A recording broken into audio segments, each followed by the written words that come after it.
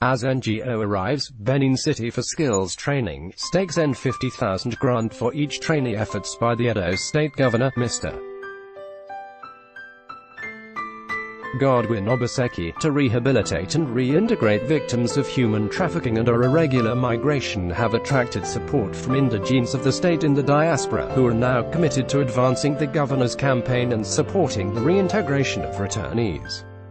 Recall that Governor Obaseki a few weeks ago was in Brussels, Belgium to seek the European Parliament's partnership in building structures for robust technical and vocational education and training (TVET) and other forms of support from the European Union so as to strengthen the state government's program in rehabilitating and reintegrating the returnees, and upskill other youths in the state. Inspired by the governor's spirited and sustained effort to stem the trend of human trafficking, Mrs. Queen Klopper, a Germany-based indigene of the state and founder of Haven for Rehabilitation and Reintegration, a non-governmental organization, has thrown her weight behind the rehabilitation effort. Speaking with journalists yesterday in Benin City, she charged Edo indigenes resident in the state and in the diaspora to support the efforts of the government, so that she can make a headway in its campaign against human trafficking.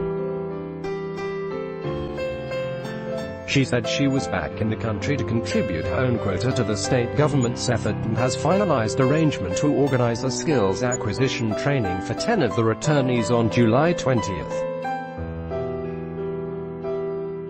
According to her, I am based in Germany. I had a foundation in Abuja called Haven for Rehabilitation and Reintegration, which I started 6 years ago. I relocated to Germany, but the fire to help others still burns in me. The foundation has as its objectives to train youths on skills, prison visits to empower prisoners, and rural development, especially to empower rural women. Explaining her motivation for the training, she said, "The condition of Libya returnees is no longer news. They were put through hard labor and torture. We heard about it on the news in Germany for days, as well as on social media. Further, I saw how Edo State Governor, Mr. Godwin Obaseki, tried his best to rehabilitate them. They were given free accommodation, food and even monthly stipends, which is not easy.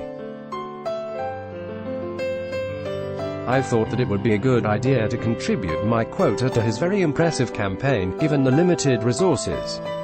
I felt if I could train just a few of these people with my personal funds, it will go a long way in helping the state."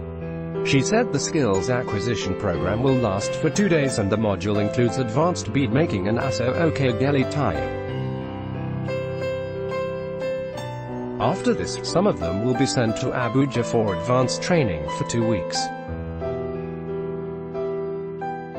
For the best of the set, who will proceed to Abuja for training, we plan a N 50,000 grant and a kit for them to start up. We hope that this will be about 3 to 5 people. The training will be in-depth, she said. According to her, we intend to sustain this program and I call on more people to support the state government's efforts to train these people. We want to also train some of the young men among them on how to make tie and dye, which will last for a month. Tie and dye production is not very popular in Edo State, it is popular in the southwest. But we want them to learn.